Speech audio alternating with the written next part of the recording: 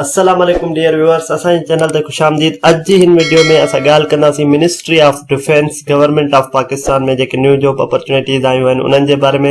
ही job opportunities BS 1 खां वठी BS 17 ताईं जॉब अपॉर्चुनिटीज़ आहिनि डिफरेंट वैकेंसीज़ पोजीशन ते, जंहिंमें assistant director, traffic analyst, sub divisional officer, charge nurse, assistant sub inspector, security sub inspector, traffic analyst, sub engineer, sub divisional officer, technician, upper division clerk, supervisor, sub engineer, draftsman, security assistant, lower division clerk, operator, special technical monitoring staff, security supervisor, lady receptionist, site supervisor, wireman, special staff, driver, नाइब कासिद, लास्कर, माली, cook, mess waiter ऐं sanitary worker जूं positions आहिनि। हर position जे अॻियां उन जो ग्रेड ऐं उन में जेका रिक्वायर्ड क्वालिफिकेशन आहे, एज लिमिट आहे ऐं नंबर ऑफ वैकेंसीज ऐं कोटा लिखियल आहे त कहिड़े सूबे जे लाइ केतिरी कोटा आहे, कहिड़ी एज लिमिट आहे ऐं कहिड़ी डिग्री रिक्वायर्ड है हर जॉब जे लाइ। जीअं ही असिस्टेंट डायरेक्टर BS 17 जी पोस्ट आहे, इन में 16 ईयर MA MSc या रिलेवेंट एजुकेशन रिक्वायर्ड आहे। जंहिंजी उम्र 22 खां 35 साल हुजे उहो इन में अप्लाई करे सघे थो ऐं इन जी ही कोटा इन में लिखियल आहे।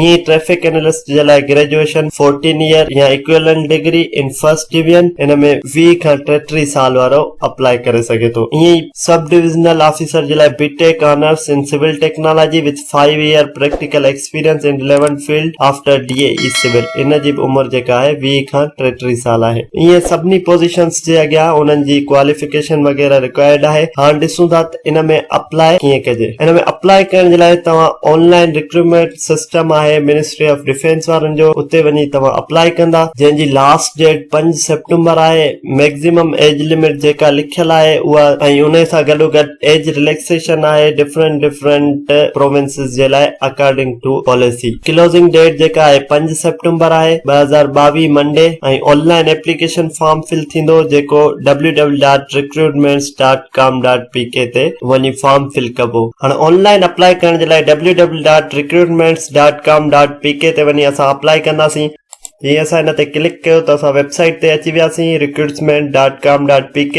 अगरि जेकर तव्हांखे एडवर्टाइज़मेंट ॾिसणी आहे त तव्हां हिते क्लिक कंदा ऐं ऑनलाइन फॉर्म जे लाइ हिते क्लिक कंदा। ही रजिस्ट्रेशन पेज अची वियो। पहिरियां साइन अप कंदा, हिते तव्हां पंहिंजो NIC लिखंदा ऐं उन खां पोइ पासवर्ड लिखंदा, उन खां पोइ पंहिंजो मोबाइल नंबर ॾींदा। पहिरियां सिलेक्ट कंदा तव्हांजो नेटवर्क कहिड़ो आहे, उन खां पोइ कोड सिलेक्ट कंदा 03100347, ईअं जेको बि तव्हांजो कोड आहे, ऐं पोइ हिते पंहिंजो नंबर कंप्लीट करे ऐं साइन अप कंदा। ही मथे असां पंहिंजो NIC लिखियोसीं, उन खां पोइ पासवर्ड लिखियोसीं, पोइ मोबाइल नंबर जी डिटेल ॾिनीसीं ऐं हाणे साइन अप था कयूं। हाणे ही ॾिसो please login to continue means sign up थी वियो। हाणे असांखे लॉगिन करणो आहे फॉर्म फिल करण जे लाइ। जीअं ई लॉगिन कयोसीं थी कंप्लीट एप्लीकेशन फॉर्म अची वियो। हाणे हिन एप्लीकेशन फॉर्म खे फिल करणो आहे, इमेज लॻाइणी आहे, पर्सनल डेटा ॾियणी आहे, एजुकेशनल डेटा ॾियणी आहे। एजुकेशनल डेटा खां पोइ तव्हांखे एक्सपीरियंस ॾियणो आहे अगरि जेकर तव्हां वटि को एक्सपीरियंस आहे, ऐं पोइ सेव एप्लीकेशन कंदा। जीअं ई सेव एप्लीकेशन कयोसीं त उन खां पोइ ही अची वियूं जॉब्स जेके बि हुयूं 31 जॉब्स हिते शो थियनि थियूं।